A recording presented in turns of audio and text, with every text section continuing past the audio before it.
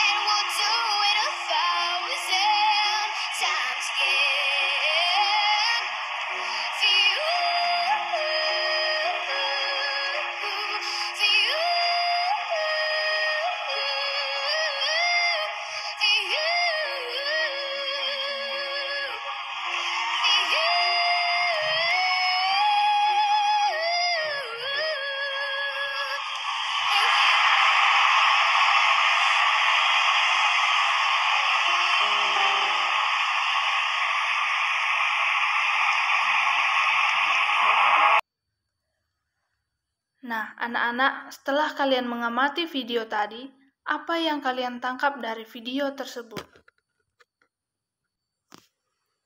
Setelah kita mengamati video, ibu sudah membuat sebuah tabel untuk mengetahui kemampuan yang kita miliki. Nah, yang pertama, membuat kemampuan menurut diri kita sendiri. Dan kolom kedua, membuat kemampuan menurut teman kita sendiri.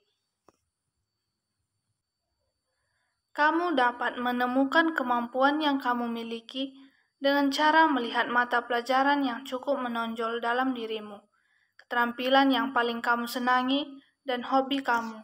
Nah, anak-anak, biasanya kemampuan kita itu adalah hal yang kita senangi. Misalnya dalam sekolah, misalnya kita senang matematika, mungkin kemampuan kita di matematika tersebut.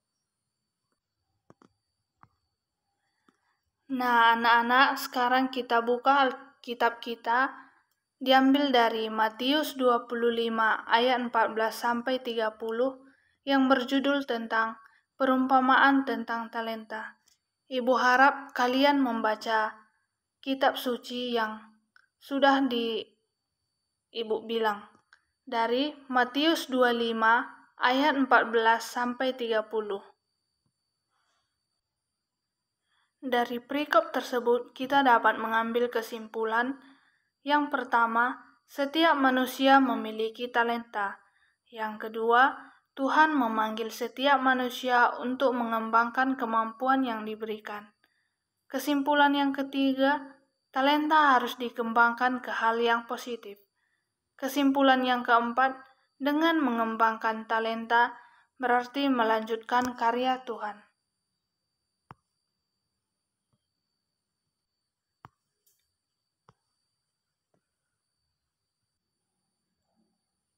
Kemudian kita lanjutkan cara mengembangkan talenta.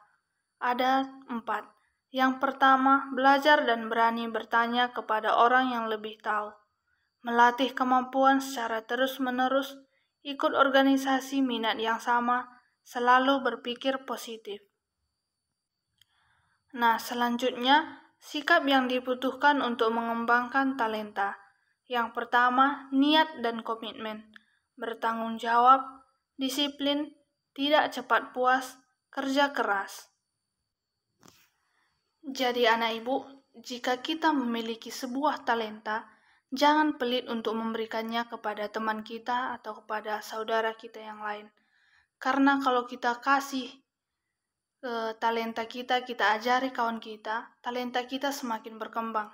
Nah, contohnya, seorang anak yang bisa bermain bola, dia mengajari temannya untuk bermain bola. Nah, mungkin temannya yang dia diajari itu mengetahui pengetahuan A, sehingga dia bisa mengajari kembali temannya agar lebih tahu pengetahuan yang diberikan. Nah, seperti itu, anak ibu.